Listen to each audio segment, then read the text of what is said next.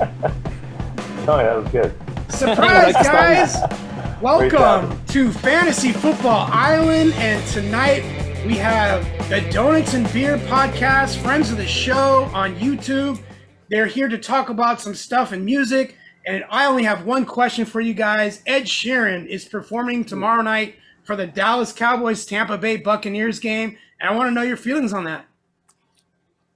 Okay, the guy can sing, but I don't want to see that crazy mop like thing on his head. I don't know what that is. It's like it's just a sad haircut. You know what I mean? It's nothing like me, but yeah, he can sing. But is that like a guy you want opening up for kickoff on Thursday? You think Tom Brady's going, "Oh my God, it's Ed Sheeran, go"? No, I don't like it. I don't like it at all. Well, in that same vein, I think the same question could be posed for why was Maroon 5 ever associated with the Super Bowl? Yeah, you got a point there. There's a few. I mean, look, I'm a fan of. I think he's really talented. The kids can sing. He's a great songwriter.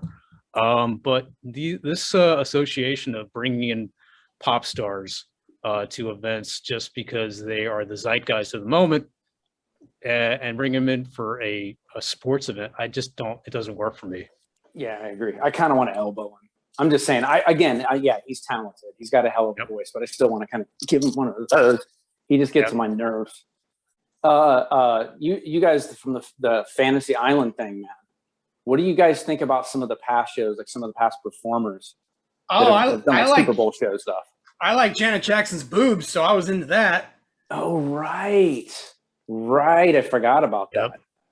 Somebody should have gone to jail for that. If that happened today, somebody would be going to jail. That's all I'm saying. I think an overlooked performance was the Who. Right. They just one of the most elaborate performances at halftime I've ever seen. Forgot about that. I'll also reference Maroon 5, even though that's not one that I was a fan of.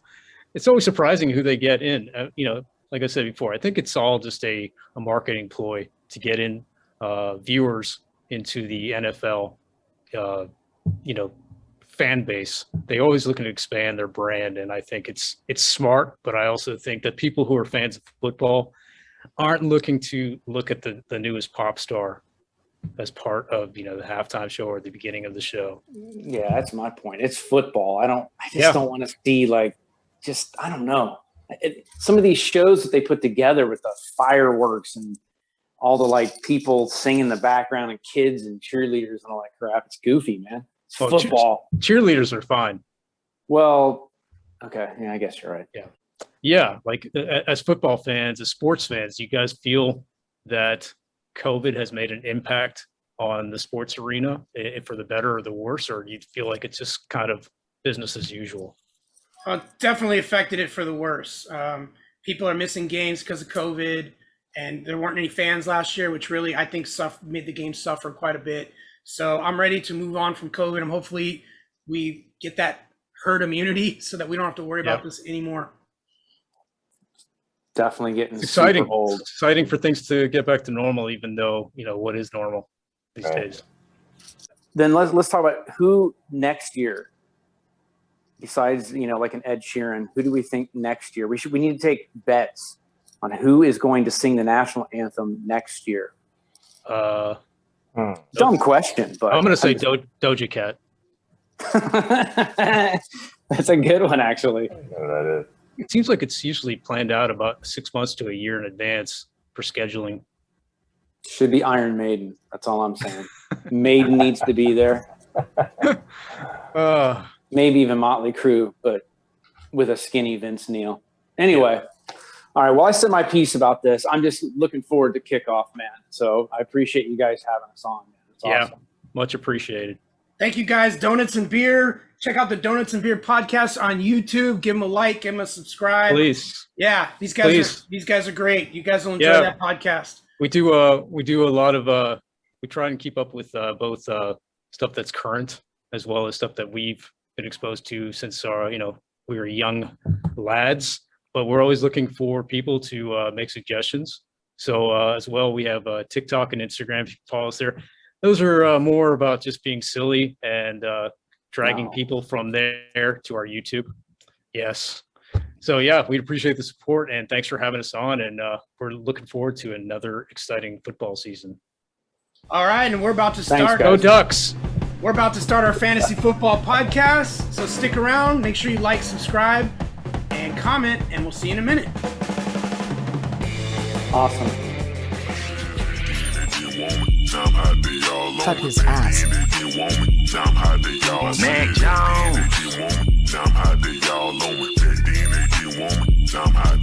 Mac Jones.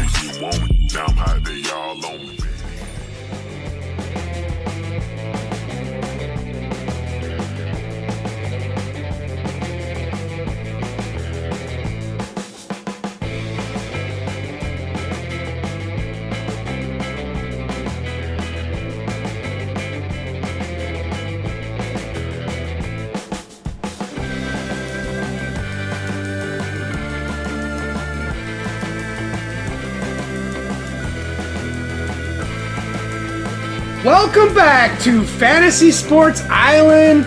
My fellas are back. What's up? Tony, Sir Poops-a-Lot is here. What's up? Johnny Ballgame is here. Hello. And the Fantasy Rolls Royce is here. What's up? Good to be back. And Chucky the Fantasy Reaper is also here, and we are ready to go this week. We got a lot to talk about today. We got our news and notes segments.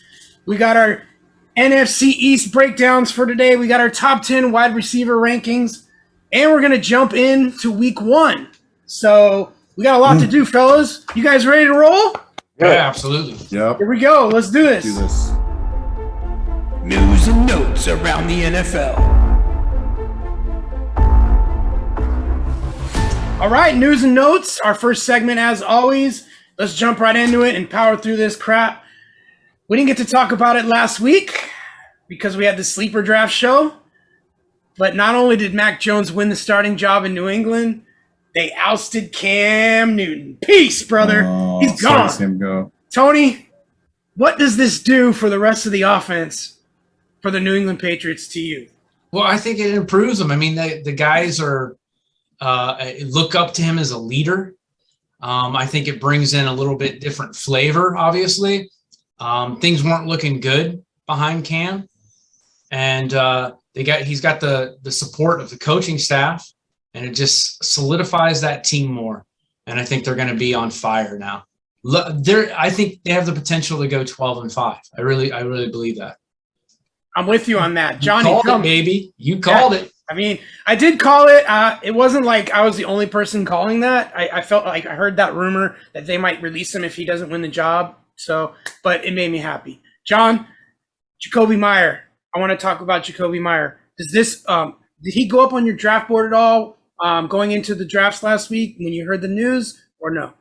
Yeah, it's a little weird, right? So usually a veteran gets cut, a rookie takes over, and your skill players will take a hit, right? Because you think, no way is anybody going to be good now that you got a rookie. But in this case, every skill player went up a level for me. Like everybody, I went, oh, they might actually be worth something now. I thought Cam was terrible last year. I didn't think he had much of a shot of being that much better this year. I think they'll run an offense more reminiscent of what Brady ran, and we all know they put out some fantasy juggernauts from that standpoint. So, yeah, I like them all. I like Jacoby. I like the tight ends a lot more, like a running back more. I think it's a much better looking group. Royce, tell me, did you get any shares of Damian Harris? No, but I should have though. You know what? I messed up there. But you know who we got to look at too, and I apologize, I don't have their names, but there's 2 backup running backs that are going to be standing out big time. And I apologize to my viewers for not knowing offhand. DeMondre Stevenson. Yeah, DeMondre is going to be a monster. And there's another guy too behind him. James White. James White. No, it was James White. It was somebody else. Anyway, and watch out for those guys too. It's going to be fun. That is the one shame about Belichick is he does do running back by committee, so it's hard to know which running backs ever, and he knows he's going to keep doing that. So right. That's true. All right, our next story. This just came down the wire today. Latavius Murray was released by the New Orleans Saints finally. Tony Jones Jr. is now handcuffed to Alvin Kamara. I think we started talking about this earlier, so we were expecting it could happen, and then Latavius wasn't cut at the deadline. A week goes by, and they release him anyway. So Tell me, John, did you get any Tony Jones Jr. on any of your rosters? I have him in one league, and I got him super late, and it was fantastic. And the moment I heard Latavius, I did a little dance. I just did this little, just this right here, just in contain, just by myself. But yeah, I'm pretty stoked about him. I think he'll get enough carries to be worth a flex on occasion. And God, if Kamara goes down, he's worth a lot. Yeah. A lot. Okay, my concern is Latavius Murray is going to end up in Baltimore. That is my concern. Baltimore today, I believe they signed Le'Veon Bell to the practice squad. Now they actually signed another running back too, named Cannon out of. They did. He was a third stringer in Carolina. He doesn't bother me. But they didn't know Latavius Murray was going to be released, and now that he has been released, I think they're going to take a look and kick the tires on Latavius Murray. And if they do sign Latavius Murray, I think that hurts Gus Edwards' value a lot. I didn't get any shares of Gus Edwards, although I would have liked to. But I am afraid that Latavius is going to end up in Baltimore. Is that something you fear, Tony? Yeah, because I definitely have. Well, I have Gus in another league. I'm hoping that somebody steps up, another team, and gives him a call in the next 24 hours, so we don't have to worry about that. I mean, fantasy standpoint, yeah, it's a threat, but for the Ravens, it would be smart. I agree. And final story, there's two guys that came up suddenly on the injury report, and it kind of makes me upset. I'm going to start with you, Royce. Chris Godwin injured his quad in practice and is now very iffy for tomorrow night's game. We're recording this on Wednesday. So tomorrow night's game, Chris Godwin is very iffy. So does that make you happy? Because I know you like Antonio Brown, and he was one of your bold predictions that he would be the top scoring receiver in Tampa. What do you think? You took the words right out of my mouth. Absolutely. AB just shoots up right there. He's got to be top 20 right now. Yeah, I need to tell you something, though. Godwin practiced today, and he doesn't have an injury designation. So it was all for naught. I just read it. He practiced today. Full practice and no designation. But Antonio Brown also practiced today. So. Now, here's the other piece of news. This guy did not practice today, and he came up kind of as a late injury report. Austin Eckler is now questionable with an injured hammy. Now, a lot of people think that they just are being precautionary and giving the day off, but I told you I wouldn't draft Austin Eckler at his ADP. But in our last draft, he came back to me. I had the 9th pick overall. He came back to me in the 2nd round, and he was like the only viable RB2 I could get there, and I ended up taking him, and now I regret it. Do you guys think I should be worried? I'll start with you, Tony. Man, we don't really know at this point. I wouldn't worry, dude. I don't think it's that bad. But they're not releasing a ton of info. Worst case scenario, as far as we're seeing, maybe a week or two, but I don't even think it's going to be that. I think he'll be all right. You don't have a choice, man. You had to grab him. I know you're frustrated, but you had to take him. So, not a fan of Austin Eckler. I think he's injury prone, and I think he's highly too reliant on pass catching. He does not rush the ball, nor does he get touchdowns. So, John, make me feel better. I can't, brother. I think you should be worried. No, I mean, I think it's probably fine. I think it's probably precautionary. I'm not a giant Eckler fan either. I think we've talked about this on this podcast, actually. I don't think he's going to do as well. I think they'll end up going with the committee. I think I just don't feel it with him as much. But and he does get injured. It's not like he hasn't gotten injured. He missed a couple games last year. And you're right. He's very pass dependent, and he's got a quarterback that likes to push that ball down the field. He's not a dink and dunk guy, and he'll be even better in his 2nd year. So I worry a little bit for you. I mean, I get it. Tony's right. You kind of have to take him at that. It was good value at that spot. But anytime I get value, but I still don't like the guy, I might still not take him. Right? This guy, let's get the best at a different position because I just can't seem to bring myself to take that person. It's kind of like what happened to you in the sleeper draft, John, when you all along didn't like Kamara, and he ended up falling to you at what, 7? 7. Yeah, I mean, you had to take him. That was the And guy. I had to take him. Yeah. Yes. And it wasn't that I didn't like him. There's a difference. You don't like Eckler. Like I really you think Eckler's not going to produce.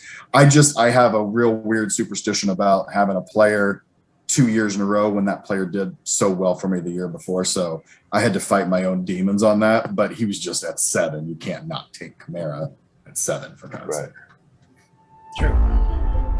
NFC East Divisional Breakdown.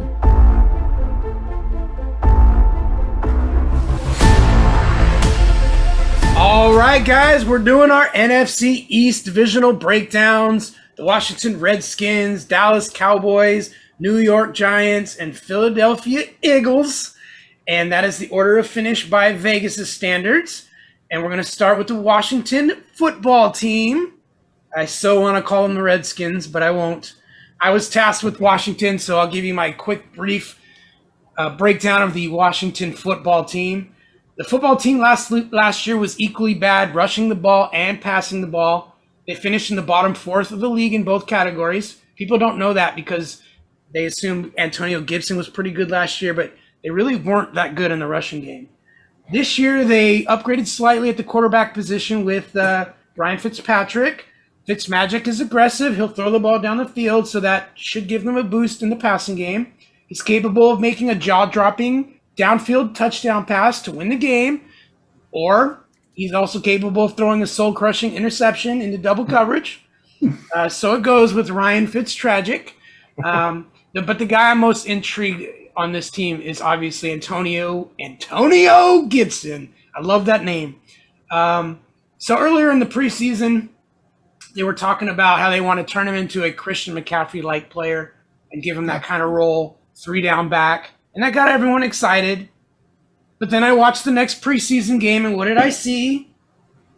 Seattle's trash. J.D. McKissick was still the passing down back on 3rd down. He was still in there getting all the catches on the 3rd down situations. So that made me pause, and I backed off of Antonio Gibson. He's still capable of being a top 3 back because he is that kind of talent. But I think they're still going to sprinkle in a lot of J.D. McKissick. So that makes me think he's an RB2 again this year, not an RB1. So I'm going to back down from my top 8 prediction for Antonio Gibson. I don't think it's going to happen this year. Now, the receiving core is very underrated. Starting with Terry McLaurin, he's in line for a big season. He managed 87 catches for 1,118 yards last season with Alex Smith, Kyle Allen, Taylor Heineke, and Dwayne Haskins throwing him the ball. So imagine what he can do with Fitz. I also like Curtis Samuel, who actually might miss the first game. He's still dealing with an injury, but he's good for a ton of catches for a very small amount of yards. Diami Brown is the rookie wide receiver who's flashed a little bit in the preseason. I do like him. They also have Cam Sims and Adam Humphries. If you don't remember, Adam Humphries played with Ryan Fitzpatrick back in the Tampa Bay days, and they had a connection there. So I like the receiving core as a whole. Logan Thomas is a stud tight end. I think he's undervalued. I think he's going to be a beast this year. He's a converted quarterback, but he has the speed and the size to be unstoppable over the middle, and I think he's going to be a top 5 tight end. I really do. And the last bit I have on the Washington football team is their defense. Their defense is stellar. I have them as my number 1 defense. Chase Young is a monster, and I think he's going to wreak havoc all over the field. Quarterbacks, beware. That's all I got for the Washington football team. Good one. Nice. Could agree more. I think you might have bailed on Gibson a little early. I still think he's got a chance to be a number 1. He might be a lower tier number 1. I think he'll still be a number 1. We'll see. That means he's got to be top 12. And he wasn't even close last year. And if he's not going to get the 3rd down work, it's going to be tough because he got a lot of touchdowns last year. And I mean a lot for the amount of carries that he got. His touchdown percentage was very high. And I don't know if that's sustainable. Royce, do you like Antonio Gibson? I know you picked him up in a few. I do. I think I have him in 3 out of my 4 leagues. I do. You just look at his last 4 games. I mean, I think he had 3 touchdowns against the Cowboys. I remember. He's a running back. He's the guy you want. He can pound. He's fast. JD, scares me a little bit, but hopefully he'll just keep running for first downs, and they don't need to bring him in, for 3rd down situation. So We'll see what happens. And also, real quick, Chuck, you said something about Fitzpatrick. He has a relationship with who on the team? Adam Humphries. And do you know that he's been on 19 teams and he probably has played with every single person? So he probably has a lot of relationships with wide receivers. This is true. This is true. Yeah. Right? He's homies with about 3/4 of the league, I'm sure. Absolutely. Yeah, he's like Tony. He's got relationships with a lot of dudes. You know? Hey-o! He gets a lot of Christmas cards every year, let's just say. All right, we're on to the Dallas Cowboys. And who else is going to do the Dallas Cowboys than the guy that loves Dak and Zeke and all the receivers? Johnny Ballgame. All right, let's start at quarterback. Dak freaking Prescott. I'm going to move my notes over here so I can read them in the camera. Listen, he had a horrible injury. I get it. I get everybody's kind of scared. Don't be. This is my time to tell you, just don't be. He's had a long time to rehab. He looks fantastic. I'm good with going with him. For the first 4.5 weeks of last season, he went 151 of 222, 1856, and 9 touchdowns and 4 interceptions.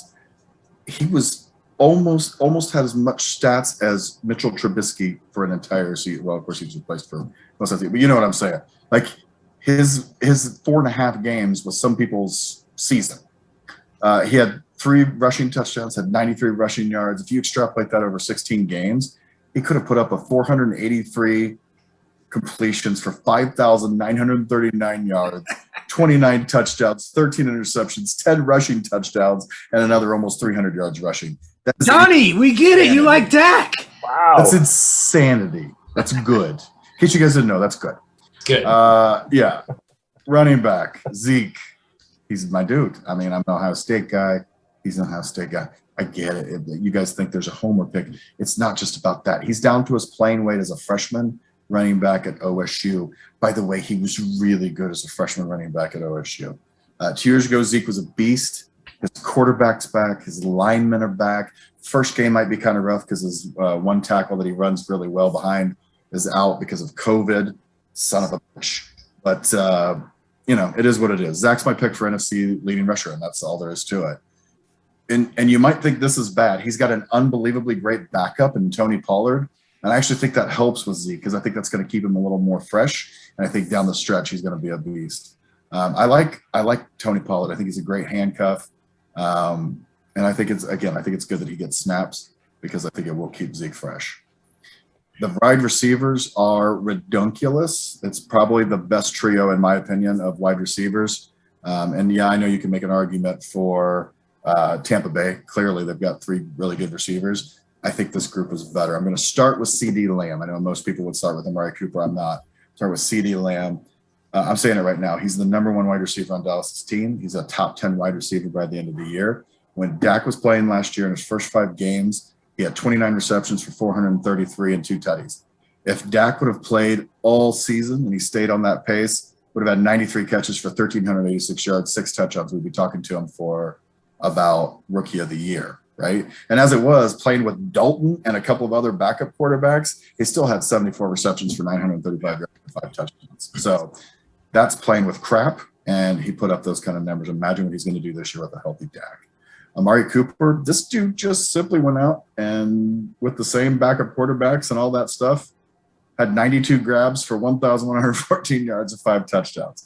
My only complaint with Amari is he gets dinged up a lot, and he's inconsistent. He had single digits in 3 games, 16 point or less in 8 games. Now he had a couple of games over 30, and the rest were in the 20s. And I don't like that only 5 touchdowns for Amari, and that's kind of been a thing with him for the last couple of years. But if you're in a yards league where they put a premium on yards, Amari's your dude. And then Michael Gallup, super underrated, would be a number 2 at least wide receiver on many teams. All he did last year with the same crowd quarterbacks was catch 59 passes for 843 yards and 5 touchdowns. If Dak would have stayed, they would have had 3 1,000-yard receivers easily. Wouldn't have even been close. Now, tight ends, nothing to see here, really. Moving along. Look, I'm kidding a little bit, but I'm not high on the tight ends. You might add one in a streaming situation just because they do play on a high-scoring offense. But there's so many mouths to feed. I'm not rushing out to get any of these guys. Blake Jarman was everyone's sexy pick last year, and he blew an ACL after one catch for 12 yards. So he was gone. I don't know if he's fully recovered yet. We'll see. Dalton Schultz was the backup. Had 63 grabs, 615 yards, 4 touchdowns. It's respectable backup tight end numbers, but it's nothing that's going to blow you away. Defense was number 23 in the league last year, and I'll be honest with you, I think most people thought that defense was going to be a lot better. I think this year they will actually be better. They've got a new defensive coordinator, Dan Quinn. For those of you who don't know what Dan Quinn's job was before he was the Atlanta Falcons head coach, he was the defensive coordinator in Seattle. Seattle's defense was unbelievable at that time. So I think they've added some talent. They got Micah Parsons, who's just all over the field. If you watched any preseason games, you know that guy's already a monster. They got a couple of good people in free agency. I think they're going to be better. I think they'll be at least top 15. I'm actually calling for them to maybe be a top 10. I'd definitely stream these guys in a matchup. So that's my picks on Dallas. What you guys got to say about that? Rice, what do you think? I like everything. You kind of passed over Blake Jarwin, which is, as well as you should. I just like saying Blake Jarwin. It sounds like a Star Wars character, Benny. It does. You're a little higher on the defense. I don't know. I think it's going to be a lot of shootouts, which obviously, you know me, I love my shootouts. You love shootouts, yeah. Love my shootouts. Don't get me started on week 1, Eagles, Falcons. We'll talk about that later. But I do love my shootouts. So, yeah. Tony? Who's the I forget his name. I'm sorry. The big injury on the offensive line right now. He got what is it? Well, Lyle Collins came back, so he's already back from the injury. They've got a COVID guy in Martin. Zach Martin. That's it. Zach That guy's pretty badass. I mean, that's not going to be forever as long as he stays healthy. Yeah, it's just a one COVID thing. So I mean, yeah, the first week might be a little bit rough, but I mean, I see Zeke going off for 70 yards, a touchdown, who gets a reception. So I'd still roll with Zeke this week. Yeah, I think the offensive line is good enough. There's nothing to argue with you about here. But yeah, I mean, man, and if the defense can step up a little bit more, you're talking about a badass team. I agree. Absolutely. I'm all in on the Cowboys, especially CeeDee Lamb, but we'll get to that later. Speaking of offensive lines, one good team, Dallas Cowboys have a good offensive line, and this team that we're about to talk about has a bad offensive line. That is the New York Giants.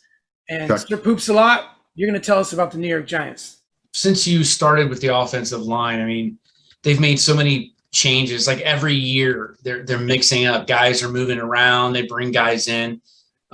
Whatever their goal was, which I don't get with the way they're, like I said, the way they're moving around. They have a very weak offensive line, so that's kind of frightening. And they brought in the coach too, and it's not working over there. So I'm just getting that out there first. On paper, there are a lot of names on that team, and you would think that they would be able to put something together a little bit more than they have. It's very unfortunate. I mean, when a quarterback who sucks is called Danny Dimes, I mean, he doesn't suck, but I don't know. You can argue that the offensive line, again, has not protected him enough or given him enough time. That guy, his rookie year was like, wow, he dropped in some passes and threw for some yardage and really got up the fans in New York excited. So there is massive potential when you talk about the names, but it just hasn't happened for them. So Danny Dimes, of course, and then you go with Barkley and his tragic injury. Hopefully he's arguably with the top running back in football next to McCaffrey possibly. And the guy is incredible, but with an injury like that, it can be a little bit questionable. They're talking about him starting the first week, and we'll see. Again, if the offensive line opens some holes for him and they protect him and he's strong and that leg doesn't give him any trouble, then yeah, it's exciting. We'll see what happens. You got, they brought in Galladay, who for a while there too, he looked amazing in Detroit, but he was hurt all last year. He's hurt right now. That's not a good sign. He's not getting any work. You also look at, Sterling Shepard, right? And Slayton. Again, those guys they're no slouches. They're highly capable wide receivers. But they keep struggling. And that's concerning. Then Evan Ingram, another guy that showed, at the very beginning, looked like he was going to be amazing. We loved him. He has not pulled through. He's injured. They bring in Kyle Rudolph as a backup, more or less. He's having a foot issue, but I think he's going to play. They're going to have to lean on him. It just does not look good in New York, and I actually feel very, very bad for them. There's one thing I'm going to say that, because I didn't know a lot about. I'm going to read this little article I found from a guy. I'm going to cheat and read. And this gives that team a little bit of hope, in my opinion. The defense last year played a little bit above their expectations. They were rated pretty damn bad, and they pulled through and did respectable 5.3 yards per play last season. Was a top 10 figure in the league. That's kind of interesting. I'll give them that. What is it? James Bradbury had a career year at cornerback. Looking at like one of the better players, Bradbury had 14 pass breakups and 3 interceptions from just 78 targets. That's pretty impressive. Their biggest issue from a year ago is a lack of edge rush. So with that Fackrell guy leading the group with just 19 total pressures, they can upgrade with Aziz, that rookie. That's the guy I was looking for, because I don't know the rookies' names right now. That guy looks pretty good. And if he can provide some stability there, there's a chance that the defense could be a little bit improved. Maybe 15, 16, 17 kind of rated defense. So I'm really stretching here to try and sound positive for him. But I just don't really buy him. I still think Danny Dimes is like, I don't know. I still think he's got a hell of an arm, and I wish that he would be able to have a solid season. But I don't know, man. I don't have a lot more for you guys. So what do you guys think? Well, when your most positive thing you can say about a fantasy football team is to talk about their defense, there's not a lot to like on the offensive end. Yeah. And it's the offensive line. I mean, I think, like you said, all those guys are pretty good. Saquon Barkley's amazing. But with the injuries and the poor offensive line play, they just can't get out of the way. I mean, it's just a disaster. Danny Dimes is running for his life on almost every play. Saquon Barkley has been hurt, 3 times already in his career, and it's simply because he's trying to do it all. He can't run anywhere. There's nowhere to run. There's a million guys tackling him at once. The line is just killing them. So I'm out on all Giants. I stayed away in all my drafts. I don't think I have one New York Giant, and especially not Evan Ingram. I don't either. What do you think, Royce? You got any Giants?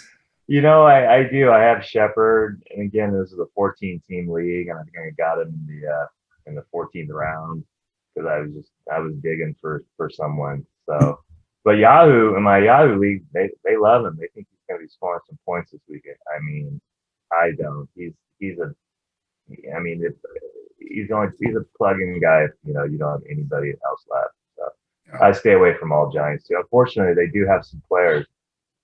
They need a better offensive line, and if they did, we'd be talking about them winning the division this year for sure. All right, I think we've said enough about the New York Giants. I got nothing. I have nothing to add to that. Good. We're going on to the Philadelphia Eagles. Fantasy Rolls Royce, take it away. Eagles. I have a question for you guys. Let's backtrack here a little bit. I got the Eagles this weekend, this show. Last show was the Falcons. Before that's Denver. And then you guys gave me Houston. Is there something you guys don't like me? I mean, I pretty much have the 4 worst teams possibly in the league that you lead me to. Anyway, we'll talk off air off that. Okay? We'll be honest about that later. Yeah. All right. So again, this won't take very long. Start quarterback Jalen Love. Hurts. He's just outside my top 10, probably for you guys as well. I don't know if you knew this though. His last 4 games, the season last year, he was the top 2 quarterback out of those 4 games, and actually in one of those games, he was the number 1 quarterback going in. Now, probably I would think that was week 17. You're resting your guys. I get it, but still, he might have won some of the championships last year. So I'm a little higher on him today than I would say about maybe 2 months ago. But if he's your second quarterback on your bench, and he's a plug and play guy. And this week we'll talk about it later. Only wide receiver we're talking about is Davonte Smith, Heisman Trophy winner. Guy's got to get in the gym. He had a leg injury early on. His 6 foot frame, 170. He's got to get with Metcalf over the season and get some pounds on it. That's the thing. I mean, but we could be talking about him next year. I love my 2-year wide receivers. So we'll see. Hurts has got to throw it to somebody. Tight end, Goddard. Yeah, he had about 23% of the target shares last year. But guys, don't sleep on Zach Ertz. The guy, we've forgotten about him. Did he just forget to play football over the summer? He can play. Problem is, it could be a committee there again. So I think a lot of people are drafting Goddard pretty high. I think top 7, but I got him just around 12 or 13. So running game, Miles Sanders. I never liked this guy. I don't know if you guys are fans. I'm not. I got him just over my top 20. His rookie year, like one game, I think he did well, and was like, oh my god. Not a big fan. The Eagles are going to run the ball though, so we'll see. He's a viable third running back on your team, but he's not a 1 or 2 for me. Maybe a flex. I'm just not high on Sanders. That's it. The win total for my degenerate gamblers out there is 6.5. It's hard to. I hate rooting for the under. I think the Eagles may squeak 7 wins out this year. It could be 7 and 10. So look for that. Any question, guys? I think there's a little fantasy value to be had in Kenneth Gainwell. I agree with you. I'm not a huge Miles Sanders guy. Yeah. This kid, I think he's going to be the passing down guy there, kind of like J.D. McKissick out in Washington. I feel like Gainwell could take that role over. And if Miles Sanders struggles, that kid could get more play. I like him as a last round kind of flyer. What do you think, John? I agree with you on Gainwell. I was actually going to bring him up. I think he may take over that full-time job by the mid-season. I thought he was really good in preseason. And don't forget, you've got that Scott. What's his first? I can't remember what his Boston Scott. Boston Scott Boston. Yeah. He catches passes out of the backfield and is more of a third down back anyway. So you could end up seeing Miles as the third running back. And I'm not a believer. Had him on my team last year. He was awful. So Tony, do you still believe in Jalen Reagor, or is he not a thing anymore? I do. I mean, he's relevant.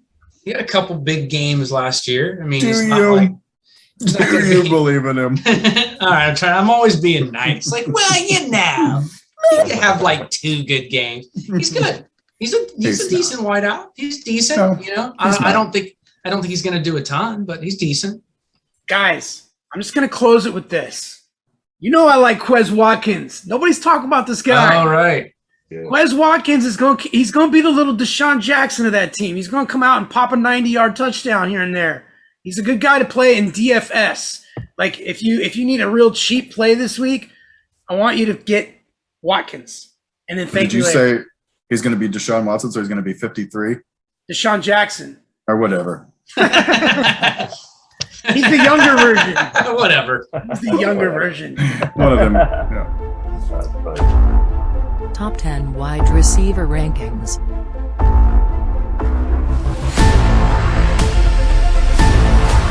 All right, we are doing our top 10 wide receiver rankings. All right. We each ranked our top 10 wide receivers individually, and then we brought them together for our consensus ranking. And again, we're a little different than the industry, and we're going to go over them from top to bottom. And here we go. At number 1, like everyone else, we have Devonte Adams from Green Bay. Tony, why is Devonte the best receiver in football? Because he's the best. Have you seen him? He's the because best. he had 18 touchdowns last year? Yeah, he's the best. I'll tell you what makes him the best, seriously. I was watching a highlight thing of him today. His first couple of steps off the line, nobody covers him. He loses them. His juke, his ability to get himself open and make separation is unbelievable. I've never seen anybody go that fast and still juke and make his move. The reason he catches everything is nobody's ever defended him because they're already 3 steps behind him. He's amazing. Same at 15 yards. So if he goes out 15 yards and he's being like double teamed, sometimes he'll take off from there and go through like another play. Yeah. And he just takes off ahead of him, and it's incredible. Right. This is the big FU tour, right? From Mr. Rogers. So, he's going to be throwing that dance. ball. Hell yeah. What do you think, Royce? No, I like it. And you have to know, too, it was his 5th year in the league, I want to say, maybe more. 5th or 6th? I remember having him my rookie year and fantasy.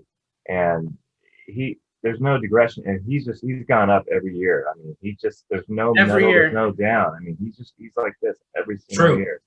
I mean, if there's half the season he had last year, he's still a top 10 guy. So, right. I mean, He's the most safe guy on the board, I think, to take number 1. Like, he's not going to screw you over unless he gets hurt, and anyone can get hurt. But if he plays, he's probably a top 5 receiver no matter what, right?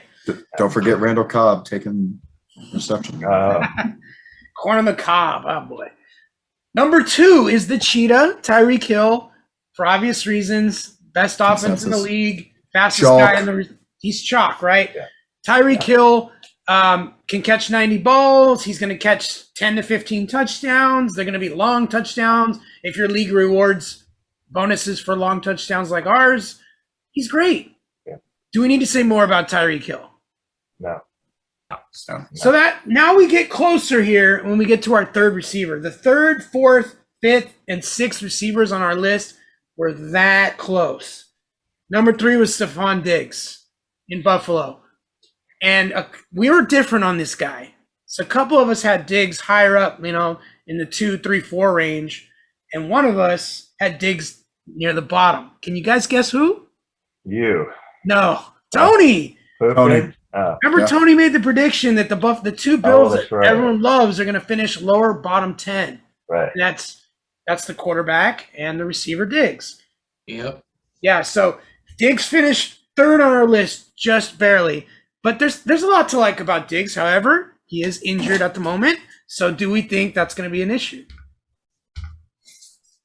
Yeah, I ranked him 3rd, but I almost did it because I kind of had to. Like, I didn't want to. I didn't want to rank him 3rd because I agree with Tony. I think he's going to be a bottom of the top 10.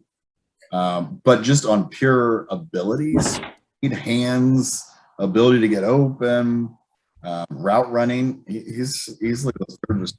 Now, whether he performs to that level, I don't know, because I've already told you I feel like he's an every other year player. And I think his injury does concern me, and I think this could be one of those down years because he had a freaking great year last year. Yeah, he did. So right behind him, this close, at number 4, is actually a tie for 4 and 5 between Calvin Ridley and DK Metcalf. We were all over the board on this one, guys. We had some difference of opinion on this one, but they end up tied for the 4th spot, Ridley and Metcalf. John, you like Ridley slightly better. Why? Mm-hmm. I just think he's going to be the number 1 receiver by the end of the year. He's playing what he did without Julio last year was better than what he did with Julio last year. He was a standing wide receiver. I think they've got a offensive coordinator who, they're going to run some more this year, but that's actually going to work, I think, in their favor. A lot of more play action, a lot of more shots down the field. So Calvin Ridley almost plays the A.J. Brown role in that new offense, right, with that new head coach, rather. And I think he's just going to have an amazing season. He's got everything you want in a receiver. He's got body control. He's got speed. He's got size. He's got everything. I think he's going to be phenomenal. And Royce, you really like Calvin Ridley as well. What do you like about him? So exactly, just going off what John said, and he's the number 1 guy in Atlanta. Metcalf, you got Lockett, again, not high on Lockett, but he's going to steal. He's going to have his 3 games where he's going to have 25 plus points, and I don't see that much separation with Ridley. I see Ridley high. If Pitts is going to get his, I understand, but Ridley's going to be the number 1 guy there. So yeah. I'll tell you why I had Ridley a little bit lower. And that's because of the tight end, the rookie that came in there, Kyle Pitts.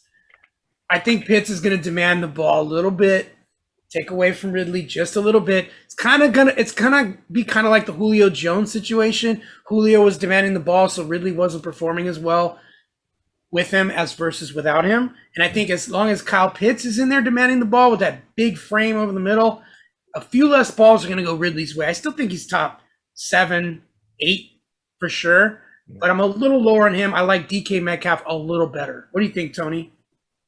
I like Metcalf just a little bit better too. I feel kind of the same way as you. But I also think that the wide receivers run. Matty Ice throws it around. He does. He spreads it out a little bit. So Ridley is dynamic. I just prefer Metcalf. He kind of reminds me of sort of like a Calvin John, like a Megatron kind of thing. The guy's huge. He's fast. And I think last year they had something really going. And I think he's going to skip Lockett. Unless Lockett is open, they are going to finally just get it to him every ball. And I like Carson. I like the running game, but I don't love it. And I think they kind of remind me of we're discussing Aaron Rodgers and Devonte Adams. I sort of think that Russell had a little bit of a weird offseason, and we still don't quite know what's going on in Seattle. It's still a little suspect. I mean, behind the scenes. So I think he was going to throw a ton of balls to Metcalf. And Metcalf has proven double team that dude. He's Megatron too. You can't stop him. Get the ball to him, and he's going to have a killer year. John, what do you want to say about it? First of all, I agree Metcalf's going to have an amazing year. The one thing I wanted to say, though, about your Pitts comment, I think that helps Ridley a little bit because you, as a safety, can't cheat over to double on Calvin now because you've got to stay in the middle to watch for Pitts. So I think that actually helps him a little bit. I don't see a world where both Calvin and Pitts can't both get theirs and have huge numbers. Now, DK Metcalf is a monster. I think the comparison to Megatron, I think it's Megatron Jr. And I do think he finally tells Lockett to go sit down for a little bit. He's got it. Because I think Lockett's just an irritant. Like you said, he'll get those 2 or 3 good games where he goes off and gets 80 points, and then the rest of the time he gets single digits. Yeah. I think Metcalf just goes, I got it. Lockett, go sit down. I got it. Our number 6 guy was just behind these guys, and this is a little lower than the industry, but it's DeAndre Hopkins. And I like Hopkins because he's good for 100 catches, and in that offense, he's good for 10 touchdowns. He's got great hands. He's a great route runner. He's sturdy. Now, is he capable of leading the league in points for receivers? I'm not so sure it is. He's getting up there in age. I'm not so sure. And I think that's why we have him at 6. What do you think, Royce? That's about right. I mean, he stays on the field too, right, guys? I mean, he has had injuries in a while. No, he plays every game, right? And that's so important. I mean, just being availability is huge. So that's about right. I like him about mid. Yeah. You cannot go wrong. No. You can't go wrong with DeAndre Hopkins. The last 5 years he's been a top 5 receiver every year. So you can't beat that. Right. Yeah. If I could have one wish for him, it'd be score more touchdowns. His touchdown numbers are never that high. He catches a crap ton of balls. I also, me, I don't like Kyler as his quarterback. No, you don't. I loved him much better when he was playing with Deshaun. Yeah. So I just don't like him as much. All right, our number 7 is my favorite receiver on the board. That is Justin Jefferson. Justin Jefferson. Guys, I think he could lead the league in wide receiver points. He's a beast. I think Cousins is going to start throwing it to him more often and less often to Thielen. I got a Thielen that Jefferson is going to be the number 1 receiver. You guys want to argue with that? Wow. Number 1? Number 1. Wait, number 1 over all receivers? All receivers, all number receivers, 1. Huh? That's what I think he's going to do. I mean, that's slightly ballsy. That's a hot bold. take. That's a bold take.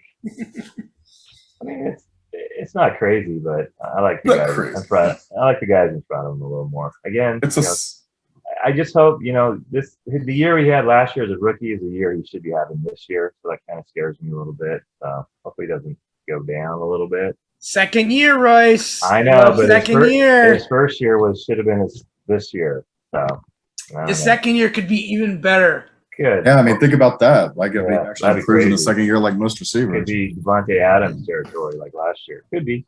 I feel like it's a slightly above lukewarm take, not necessarily a hot. That he's going to be the number 1 receiver.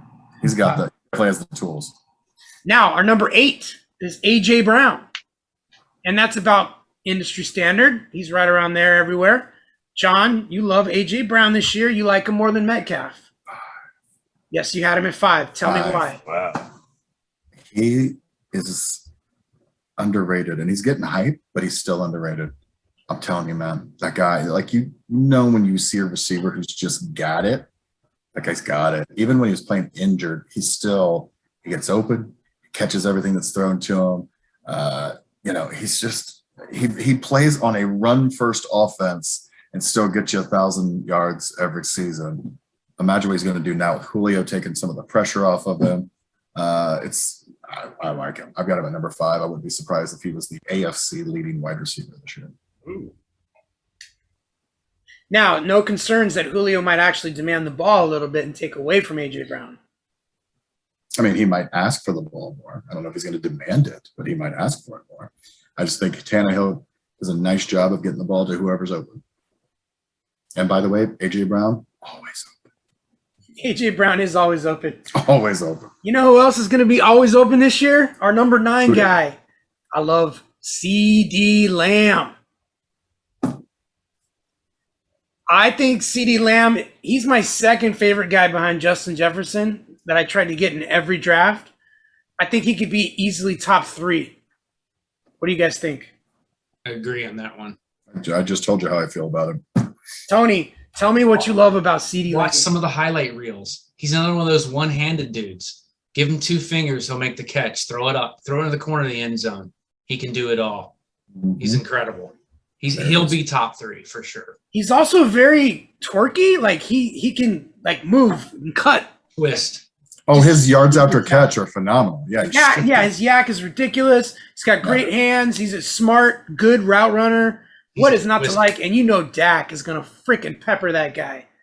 And if he takes that next step, second-year receiver, Royce. 2.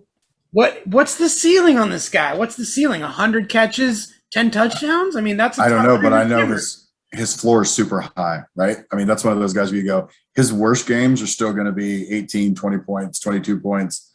His floor is amazingly high, and his ceiling's even higher. Yeah. I agree. And the final guy to make our top 10, Keenan Allen. And I think last year going into drafts, everyone was off of Keenan Allen because we were worried about Tyrod Taylor being the quarterback and maybe Justin Herbert's going to play, maybe not. Justin Herbert plays, week 2? And from there on, Keenan Allen was a beast. And I think that continues this year. He's just he's good for 100 catches as long as he doesn't get hurt, even though John thinks he's going to get hurt this year, right, Johnny? Still kind of feel that way? I still feel that way. I Creeping do. me out, dude. I hope to God I'm wrong because I don't wish that on anybody. All But right. it's been with me all summer. Why do you like Keenan Allen, Rice? Well, yeah, like you said, I think it was the quarterback situation. And as soon I as Herbert agree. started, he became the number 1 guy, and he's the number 1 guy going in this year as well. Eckler's hurt. Williams is good for only about 50 catches a year, and you're going to be looking for Allen. You're going to be looking for Allen the whole time. So no, I like him. I like him a lot. He's a veteran. He's a beast. He went to Allen a lot more when Eckler was out. I don't know if you guys noticed that. Oh, did he? Yeah. So it's kind of a He's catch. a little. Go ahead. I was just going to say he's a little inconsistent, though. I had him on my team last year. Have some games that were really fantastic, and then have some games where he just disappeared completely, and that always bothered me a little bit. So That happens to a lot of receivers, though, when they put the That's right. safety up top.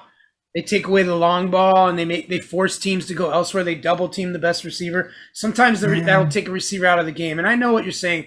Guys like A.J. Brown don't let that happen to them, right? Devonte Adams, it doesn't Tyreek, happen to. those guys get Yeah. doubled regularly. and That's all why that. he's not elite. He's top 10, but he's not top 5. That's I actually had Allen Robinson in my top 10. Yeah, I was just about to get to that. So we had 3 guys that Of course you did. some of us gave top 10 votes that didn't make our consensus top 10, and that's Allen Robinson, Terry McLaurin, and Chase Claypool. Now, you guys know who voted for Chase Claypool. Yeah, we do. We'll throw We him sure out because you guys aren't that high on him like I am. But Allen Robinson, he's always top 10. Am I wrong? Why are we disrespecting Always. him? do. Yeah. Always. Yeah, why isn't And he in he- our top 10? And he played with crap quarterbacks this whole time. Mitch Trubisky. Right. That's true. Yeah. That guy's 1,200 yards last year. He had nobody throwing to him, and he still went, I'll just take it. Just go ahead and throw me the ball. I don't care. He could catch it anywhere. He goes up against the tough balls. He's faster than people give him credit for. He's another guy that's always double teamed because who else are they throwing to on the Bears? Exactly. Manages to catch those balls. He, to me, is a top 10. I also think we're sleeping on Terry McLaurin. Royce, tell me why you like Terry McLaurin. He gets targets. Last year, he caught no less than 6 passes a game. 6 balls to him every time. Guaranteed 6. That's 6 points in PPR right there. He gets open. He's big. And he's the number 1 guy. And who did he have throwing to him last year? Haskins, was he the quarterback? A whole mash crew, man. For a minute and a half. And Hinchke or whoever that guy is. And now you got, Fitzpatrick, a little bit of an upgrade. And Camp, he's been the number 1 guy. He's going to be the number 1 guy for the season. He can also break that long one, too. He's good after the catch. So he's good. Yeah. He's also fun to say in a Scottish accent. Oh, Terry McLaurin. Scary Terry. Yeah, you actually got somebody that throws this year. So yeah, that's an upgrade right there. And he was top 10 with nobody. Yeah. So, yeah. Ride or die homies.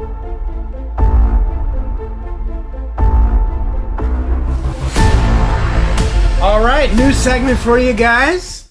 We're calling this Ride or Die Homies.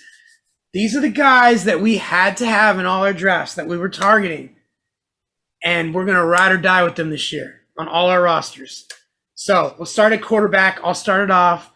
My first ride or die guy is Justin Herbert. Got him in several teams. I'm going all in on Justin Herbert. I told you he's a top 3 quarterback this year. So tell me, anybody got a quarterback that they're ride or dying with this year? Johnny. Come on. Dak Prescott. I got 3 of them in my 4 leagues. He's my guy. Anybody else have any ride or die quarterbacks? yeah, actually, in a couple leagues, he's my backup, but I had to have him, and that was Tannehill. Very good. Yeah. Whether I start him or not, that guy is going to be on every roster possible for me because he is going to be consistent and he's going to put up numbers, and I had to have him. I agree. I have a couple shares with him as my backup too, and I love that he's my backup. Do you have any quarterbacks, Royce, that you're just all in on? I had four drafts this year and 4 different quarterbacks. But I still got a hodgepodge. I still got to give a shout out to Russell Wilson. He's been good to me. I can see him and Metcalf, a duo, a top 3 duo this year. Let's hope. So we'll see. All right, let's move on to the running back position. You guys give me some of your ride or die homies at the running back position. Najee. So we said Zeke and Najee. Yeah. Gibson for me. Najee, Zeke, and Gibson. We got Najee in our big FFPC draft for the $500,000 grand prize. We got some Najee, so I'm excited about Najee. But the guy I got in, I think, every draft was Damian Harris. Once I heard Mac Jones got the job, I'm all in on Damian Harris at that value because he's my RB3 and sometimes RB4 in all the leagues that I drafted him in, and that to me is good value. I could plug and play him at the flex. I could play him if Austin Eckler's hurt. So, I really like. Eckler wasn't your ride or die. That's weird. I really like that offense with Mac Jones, and I think he's going to catch some balls too. So I really like Damian Harris. All right. Give me some of your receivers that you're ride or dying with. Royce.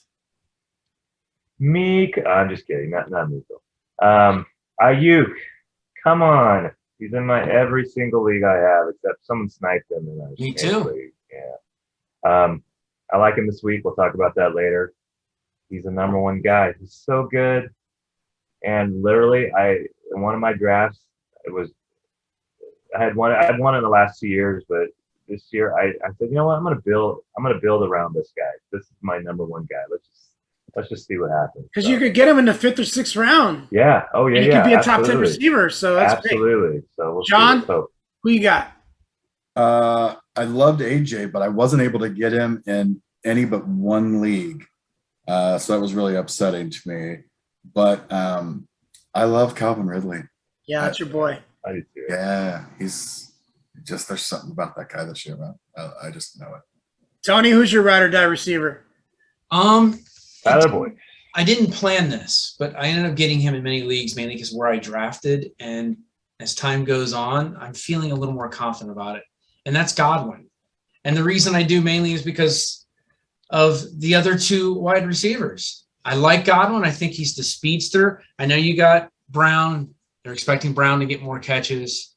Evans. I don't trust Evans. I don't trust the tight ends. And I think he's going to be consistent. Now, is he going to be – he's not my number one, but I think he's a solid number two. Close, yeah. As I'm I with got you, Tony. drafting, I'm with you. Yeah. I was like, you know what? I'm glad I somehow he's in the back of my mind. I got him in 3 leagues, and I'm happy I got him. Yeah, and because of what happened to him last year with the injuries and all, you got him at a discount this year. So it was tough for you to pass up on him. I get it. So I had 2 guys that I'm ride or dying with, and you guys know one is Chase Claypool. I got him in every league. I'm all in on Chase Claypool. So if he doesn't return, wide receiver 1 or 2 value, I'm going to be pretty upset. I think he's a top 10 guy, so we'll see what happens there.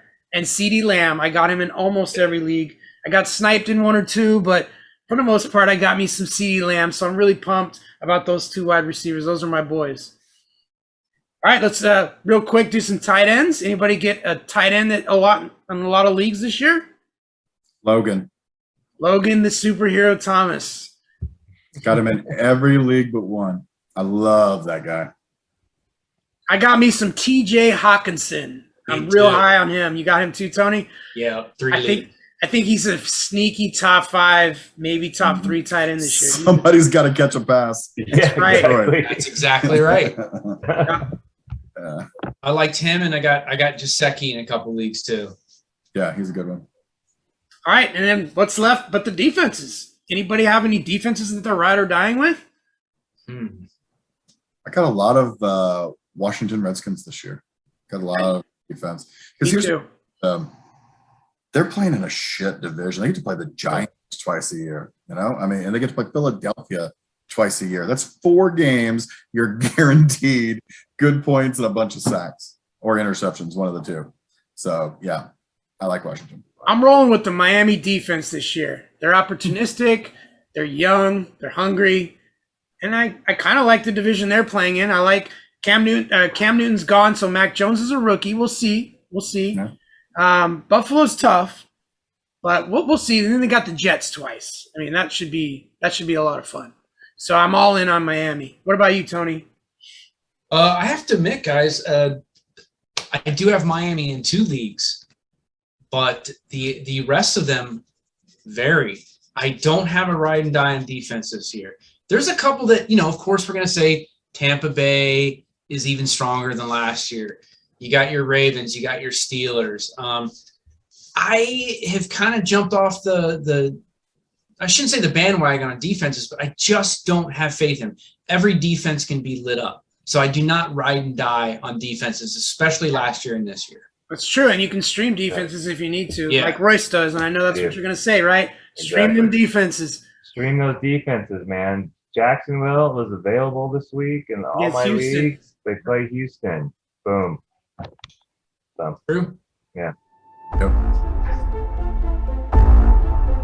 Week 1 prep. All right, we're on to our week 1 preparation. Thought it'd be fun. We're gearing up for week 1. Let's talk about some matchups this week and talk about the fantasy relevance in each of these games for you guys and what you like. We're going to start where there's about 6 big games that I picked out of the schedule. First one I like is the Pittsburgh Steelers at the Buffalo Bills. Fantasy repercussions of this game for you, John, what are you looking at? I feel like there's not going to be a ton of points in this game. Like, this is one of those games where I go, you got to start your stars because you've got to start your stars. But Buffalo's defense is good. Pittsburgh's defense is good. And I feel like it's a challenge, especially in week 1. Nobody played preseason. I'm looking for every one of the people on both of those teams to be mid-tier at best in scoring this week. Now, what I also want to say is, don't be an idiot and give up on these guys too early because of week 1. Because there's going to be people going, Stephon Diggs sucks, I'm going to trade him, and then he'll go off later. So I just be patient. First 3 weeks, be patient. Agree. I'm looking at Claypool. I want to see if he's on the field. Wait, what? Claypool? Of course, but I want to see if he's in the 2 wide receiver sets more than he was last year. I want to see if he overtakes Juju in that role. You know what I mean? If he does, that means he's going to have a monster year to me. So I'm looking for that. What are you looking for in that game, Royce? You got any Bills or Steelers you're looking at? Chuck, I love you. Don't play Claypool this week. Don't play him? No, don't. Trust me. Last season, I think week 14 against the Bills, they stuffed him. He had the most targets, but he had the least amount of catches and yards. And they're going to have they had 2 real good guys on the Bills, CB and a safety. I can't again their names. I apologize. They're going to stuff him. You know what? I'd play Devonte Johnson and I play Juju over Claypool this week. But I'm staying away from. That's a hot take. That is a hot take. Thank you. I'm staying away from all Bills and all Steelers in that game. Listen to this. This is a hot take for you, ball game. I have Josh Allen is my number 1, and my backup is Matt Ryan. I'm thinking about playing Matt Ryan instead of Josh Allen against the Eagles.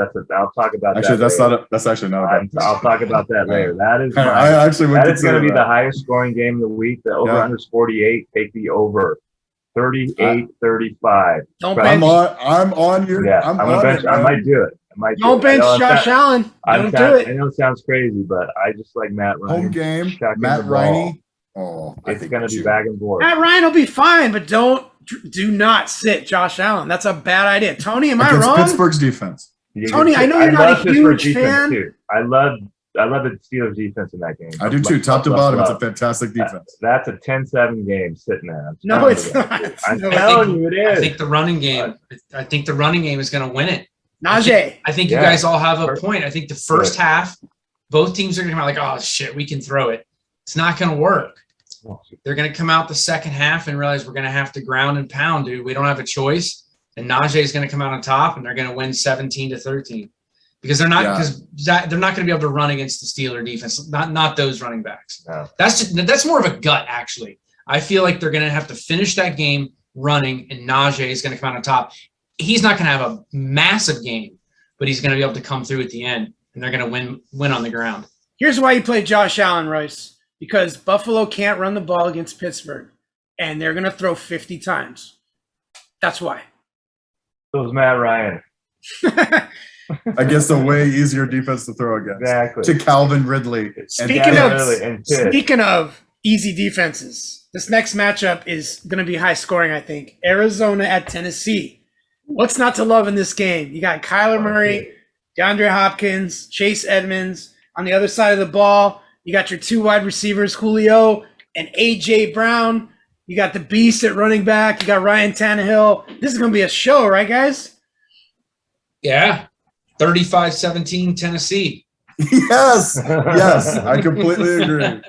I 100% agree with that. So in this game, you're just going to play all the studs, right? You're not sitting anybody in this game. You don't right? sit anybody in this game. No. Okay. Neither defense is going to scare you that much. I think Titans will be an improved defense.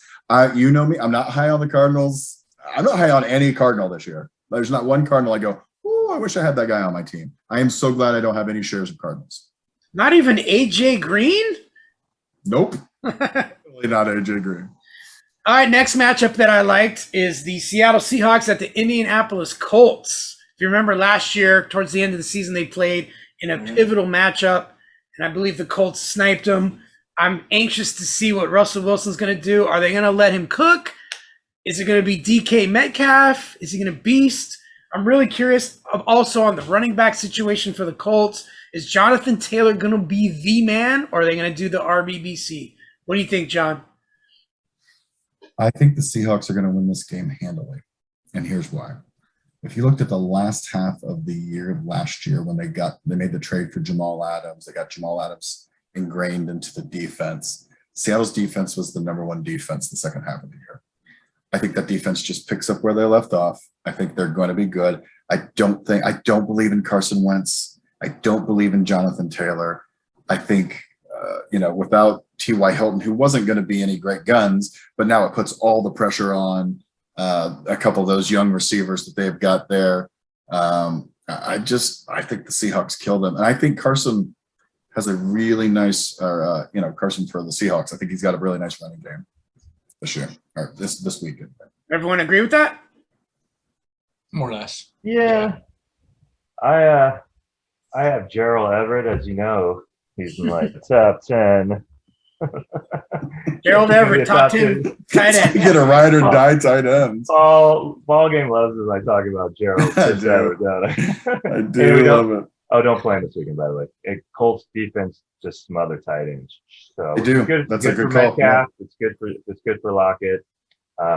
Carson, I think there's 3 touchdowns there for Russ in that game for sure.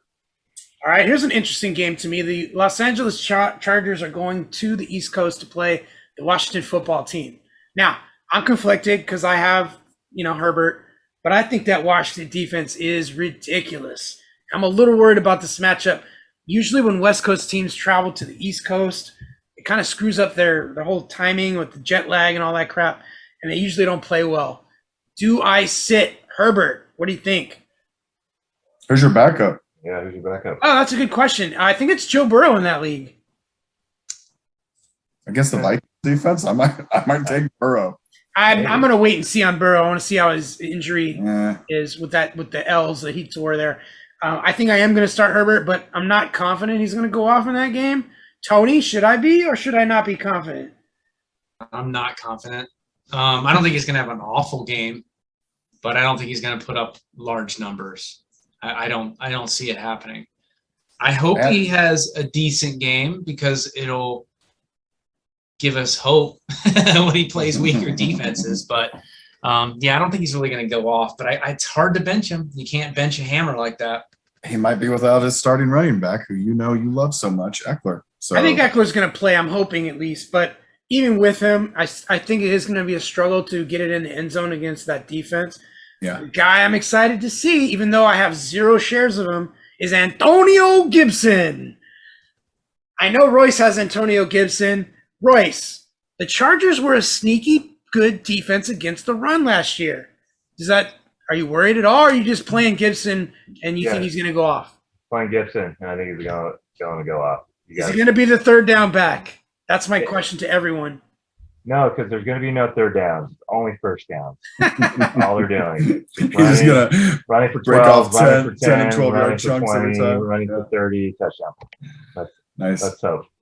Wow, that's a great game. You got to be worried about all that. I mean, there's very few bell cows in this league now. Even if you think you have a bell cow, you're like, oh, okay, this Jonathan Taylor. Nope, Hines is coming in on third down. So it's going to happen. It happens in every game. There's literally 2 guys that never come off the field unless they're absolutely exhausted, and that's like Christian McCaffrey and Dalvin Cook. Yeah. Other than that, everyone's got like a guy that spells them. You know what I mean? Right. And hoping, because we have him Harris this year, and hopefully Harris will be Najee. fun until the friggin' wheels. Yeah, I feel like Najee will be that guy. Yeah. Hopefully. Zeke doesn't come off unless he gets tired, and then Pollard gives him some nice spells. So he's the true down back.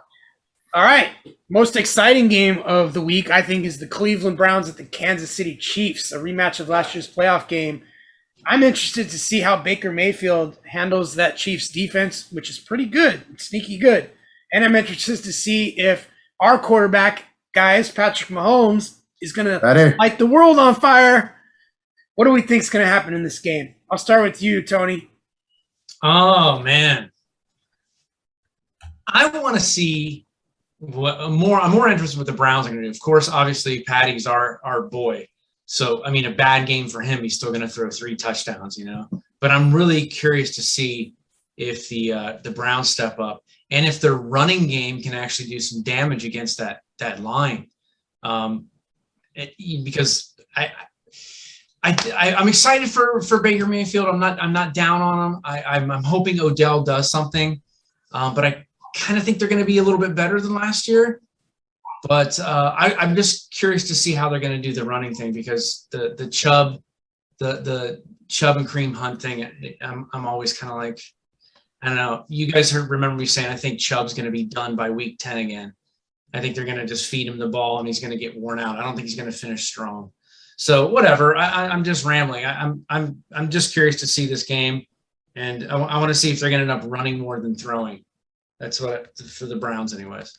I'm curious to see who the number 2 wide receiver is going to be for the Chiefs. Is it going to be Nicole Hardman or is it going to be Byron Pringle? Because we have some shares of Byron Pringle. We got him in the FFPC. So if he's the number 2 guy, I think we stole him in the 19th round or whatever we got him in. John, who's going to be the number 2? I think it's going to be Pringle. I don't think it's going to be Nicole. I think he's a one-trick wonder. I know his name's fun to say, and but at the end of the day, I think Pringle's actually got more skills than him. Nice. That's music to my ears.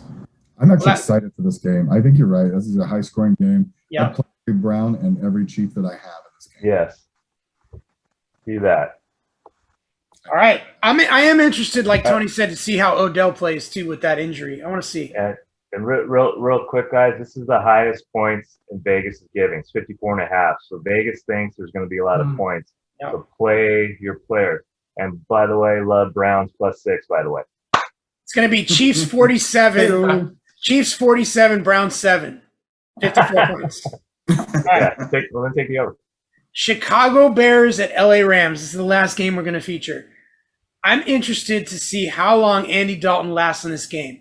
He's going to get lit up by Aaron Donald. And I want to know, does your boy, the rookie quarterback in Chicago, get to play in this game, Johnny Ballgame?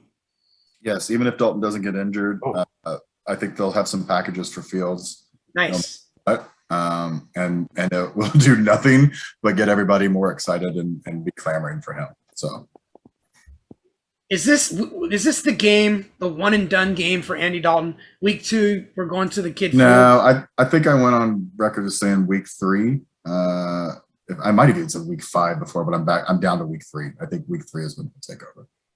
The other thing I want to see is Sonny Michel. He's supposed to play in this game, and I'm curious, how much is he going to take away from Darrell Henderson? I want to know what the Rams are thinking. Are they grooming Sonny Michel to take over that job, or is he just going to be a 50-50 handcuff to Darrell Henderson? What do you think, Tony? I just think he's more insurance. I still think he's insurance. I've been a fan of Darrell's from the beginning, and I just think they wanted some additional depth. I think they're gonna feed the hell of the ball. If I could speak, they're gonna feed The hell of a ball to the hell out of him or the ball or something. things. Yeah, they're going to give him the ball a lot. I'm not worried about it. I think Sony is just kind of like insurance, like I said. Maybe third down once in a while. All right, we're moving on to our stardom set'em. We're going to throw out I'm just going to throw out a few guys here, and I want each of you to tell me, are you starting them or sitting them if you had them on your roster? We'll start. Joe Burrow versus the Vikings. John, do you start him or sit him? Depends on who my starting quarterback is. I said him. I need to see some more from him. You need to see more. I sit him too. What do you think, Tony? Sit. Royce? Yeah, you got to have a better guy in there for Burrow. Anyway. Yeah, if you drafted Burrow as your starting quarterback, then you're in trouble. you don't have a great fantasy team anymore. Sit Joe Burrow, guys. Next one is Ben Roethlisberger at the Bills. If you only had Ben Roethlisberger as your quarterback one, you're in trouble. But would you dare start him against the Bills? No, Yeah. I wouldn't. I would. No, I could start him. they're gonna I don't think he's going to do gangbusters, but obviously, if you get Roethlisberger as your number one quarterback again, we got to choose. Yeah, if I have a choice and I'm playing and I've got another quarterback, I would maybe not play him, but I think you could start him. You'll get average points out of him. He'll be mid tier. I think he's going to get 3 touchdowns. I'd start him, but that's just me. I have a love affair with Ben. Is that All because he's Claypool. throwing to Chase Claypool? 2 to Chase Claypool, 1 to Deontay Johnson. All right, guys. Okay. Nice. All Spread the love. That's it.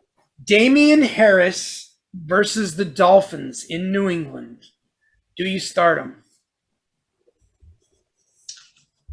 No, I don't yet. I don't think I do either. Not the Dolphins. I start him. Dolphins are a tough defense.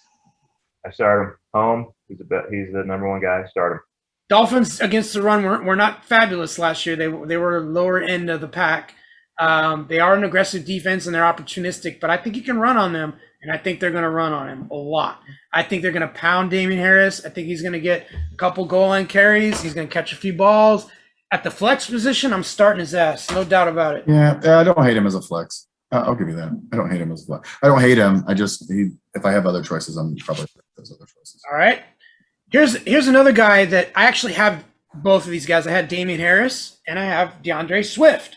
Deandre Swift against San Francisco in Detroit. Do you start him? No. Hawkinson's the only guy you're starting. John, you're sitting him. Oh, Tony, shit. you look like you got to poop. Bench. Just bench him. Bench him. Tony's living up to his name. I'm starting his ass, guys. I think he's good to catch You're 5. insane. He's going to catch 5 balls. Not against Nothing that wrong with defense, that. dude. No, Jamal Williams is going to San Fran pass at his home. game. You said at home, right? It's in Detroit. It's in the Dome. Still at San I Francisco. still love- Doesn't matter. You've Love heard of San DeAndre Francisco's Swift. defense, right? I'm- Do you I- really? Like, you got DeAndre Swift, like, highly rated? He's an RB2 for me, but I like his talent. I think he's extremely talented. And yeah, he's going to be in a little bit of a timeshare, but he's still going to catch a lot of balls. That guy's very talented. And Frisco's defense was horrid last year. And I expect a rebound. They were injured, dude. They were had- injured. I everyone was injured. understand. They're top But they 5 can- this year, Chuck. Yes, but they can be thrown on to the running backs. You can hit DeAndre Swift for 5 balls. That's all I'm asking. I'm reaching, guys, because I have him and Damien Harris. All right, here's one. Devonte Smith. Eagles are at the Falcons. Do you play him? Yeah. Absolutely. Yes. You do. Absolutely. Shoot Everyone's playing Devonte Smith. Absolutely. Yes. Absolutely. I think I would play him because the Falcons D is horrible. I think I would. And because Hurts is going to score more than Kyler Murray this year. I think I've mentioned that. It's going to be a shootout. Yeah. Last 45. starter sit 'em. This was for Tony.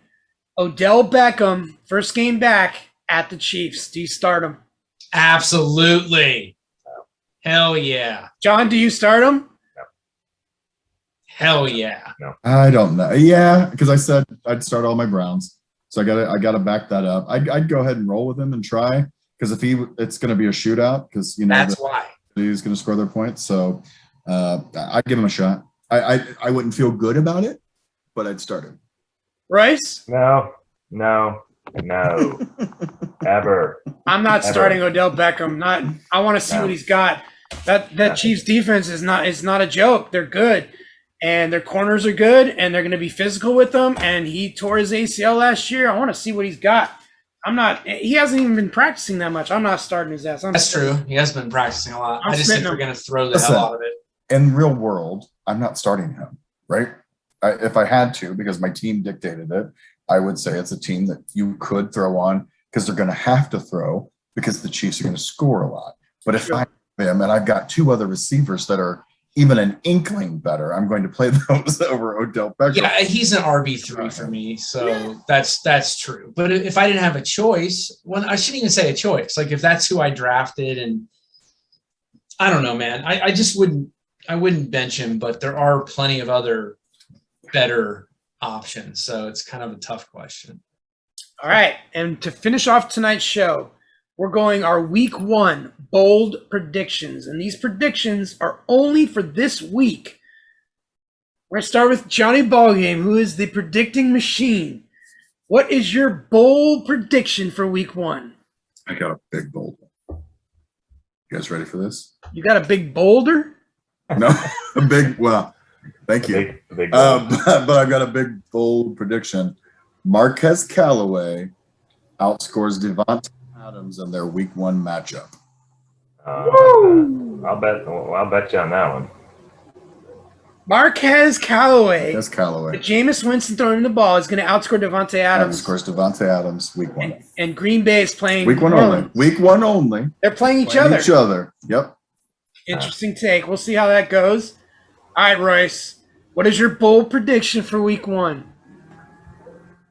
Lamar Jackson's going to be your number 1 quarterback, Tony. Play him. That's my number. That's my 3rd bullet. Lamar Jackson will be leading point getter for this week. He loves Monday night. This is his 4th Monday night. He goes off. He's at the Raiders. And you got to wait I understand. Lamar Jackson, #1 quarterback this week. Who the hell is he throwing to? It doesn't Mark matter. Andrews, He's going to because I have run him. for 200 yards. He 4 might. touchdowns of Mark Andrews. All right. So Lamar Jackson on Monday Night Football will end the week by outscoring every other quarterback. That's right. Yes. All right. Book it. 2 of us have that bold prediction. Tony, bold prediction for week 1. This pains me to say this, even though it's my team. Pains me. Joe Mixon is going to have 3 touchdowns What? against the Vikings.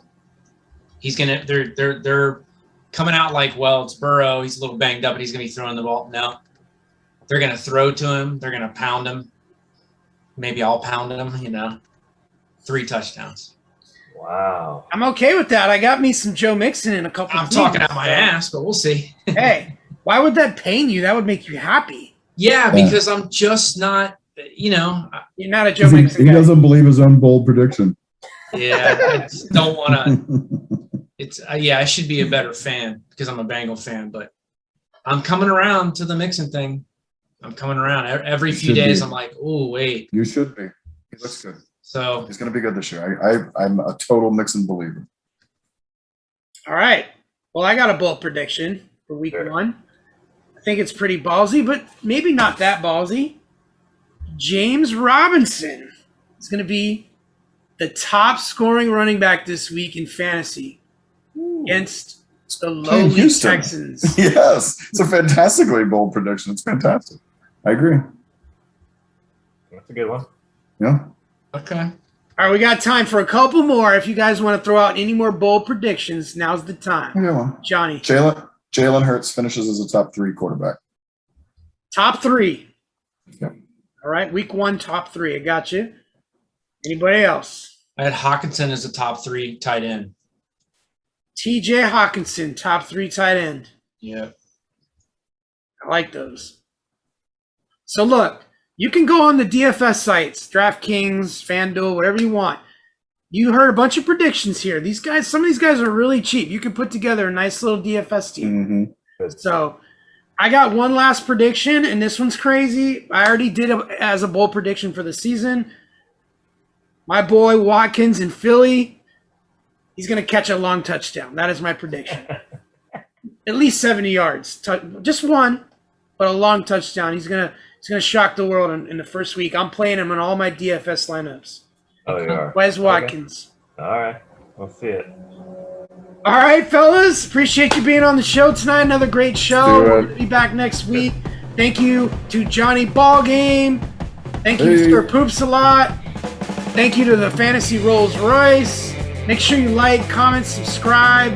Thank you for your support. We appreciate it. And we'll see you next week. Aloha. Sure. Later. Boys. Thanks, everybody. Thanks for watching.